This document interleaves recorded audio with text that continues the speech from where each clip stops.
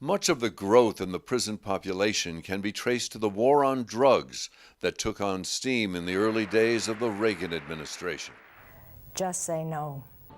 Congress and the states followed up, passing laws mandating lengthy prison terms for mere possession, including for many young people who themselves posed no threat of violence. The resulting overcrowding gave birth to a private prison industry driven by lobbyists with a vested interest in building new prisons. There was also a spike in street crime starting in the late 60s, which helped Richard Nixon win the White House in 1968, and helped Michael Dukakis, portrayed as soft on crime, lose the election 20 years later. Weekend prison passes, Dukakis on crime. Candidates for national office ever since have been hawking their bona fides as crime fighters. I am the law and order candidate. While the United States has the highest incarceration rate in the civilized world, here in Dearborn County, Indiana, the heartland, they may have the highest incarceration rate in the United States. They send more people to prison here than they do in San Francisco, which has 13 times as many people. The numbers are a source of pride to County Prosecutor Aaron Negengard. We hold people accountable to the law, and I think that's the way it should be, and now not everybody agrees with that. There's not much violent crime here. It's a peaceful community, 97% white, that sits along the Ohio River, 20 miles west of Cincinnati. But Dearborn County reflects a phenomenon that is sweeping suburban and rural counties throughout the country, an epidemic of heroin and opioid addiction that cuts across all socioeconomic lines. There's nobody in prison who's not dangerous. If they're a drug addict, you got to have a lot of money to support a drug habit. They're stealing, they're burglarizing, they're neglecting their kids if they have them, they're operating while impaired. This is going on if you have a drug addict who's not in recovery. And so why not send them to recovery instead of prison? You know, that's a great point, and we do.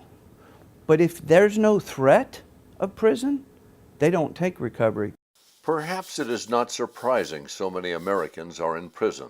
We also have one of the highest murder rates in the world. Mark Maurer, longtime head of the Sentencing Project, is one of the country's leading experts on sentencing policy. We do have a higher rate of violence, not crime, but a higher rate of violence in other industrialized nations. Some of that, our high murder rate, is related to the widespread availability of guns. So if you compare our rate of murder, homicide to other nations, about half the differential between us and those other nations is due to the easy availability of firearms. But it is not just the easy availability of firearms that distinguishes America from our European neighbors, or explains why our incarceration rate is more than 3 times higher. Yale law professor James Whitman, in his critically acclaimed book Harsh Justice, says Americans simply do not share the sense of human dignity that their forebears historically bestowed even on those who committed horrible crimes. If you go back to the 18th century, before the American Revolution, before the French Revolution, what you discover is that there were 2 tracks of punishment. There was punishment for high-status people and punishment for low-status people. The most famous example involves the death penalty. High-status people had their heads cut off. Low-status persons were hanged. Hanging was much more shameful. But it wasn't only true of the death penalty. Much more broadly, high-status persons were treated respectfully. They were confined in what were called forms of fortress confinement. They were placed in apartments where they were given books to read. They had visits from their friends. They could expect fine food and decent treatment, whereas low-status persons were effectively subjected to slavery, a kind of death sentence in itself. What's happened remarkably over the last couple of centuries is that in continental Europe in particular, the old high-status forms of treatment have been generalized to all convicts in Europe, so that everyone is now treated decently. We saw this most recently in the case involving Anders Breivik, the horrific mass murderer in Norway. Anders Breivik, a self-proclaimed neo-Nazi, murdered 77 people in 2 separate attacks in Norway in 2011. Who, as you may have read, is being housed in a 3-room apartment with all sorts of conveniences and equipment. That sort of treatment, even of a man who committed an extraordinarily horrific kind of that type, is considered necessary for maintaining values of human dignity in Europe. By contrast, the old high-status forms of treatment have entirely vanished in the United States. As we all know, detention in an American prison is an extraordinarily degrading experience. What about retribution? I'll tell you, I think retribution, honestly, in the last analysis, is for the good Lord and not for the American government. That might be a tough sell for many Americans who cite retribution as the primary reason they support capital punishment. In most of Europe, which doesn't have the death penalty, only the most dangerous offenders go to prison, and rehabilitation is a high priority. In the United States, by contrast, the primary goals seem to be retribution and deterrence.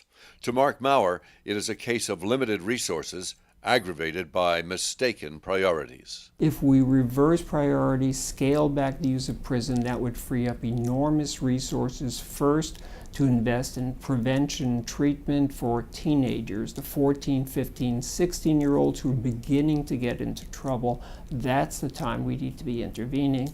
For those adults who don't need to be in prison, then we need to supervise them in the community but address the underlying issues that got them there. So if it's poor education, if it's substance abuse, if it's mental health issues, that's where we need to provide the treatment, the services they need, not because it's a liberal do-gooder thing to do, because it's the right thing to do and it's more likely to prevent crime in the future. But does the current practice of sending criminals away for lengthy prison terms, as they do in Dearborn County, Indiana, actually reduce crime? Professor Whitman has no doubts that it does. The kind of large-scale detention that we have in the U.S. cuts down on violent crime rates. There's absolutely no doubt about that. And I'll say that my view is that incarceration certainly ought to be used to protect the general public. Offenders who really present a danger to their fellow citizens have to be kept off the streets. There's no doubt about that. The great problem in American law, though, is that we don't really take seriously what that sort of dangerousness calculus would require. For example, if we're really worried about dangerous offenders, there's no reason to keep them locked up until they're 90 years old. Prosecutor Negengard counts among his heroes the Scottish economist Adam Smith, who wrote, "Mercy to the guilty is cruelty to the innocent." To Professor Whitman and others, it is less about who is being punished than who is doing the punishing.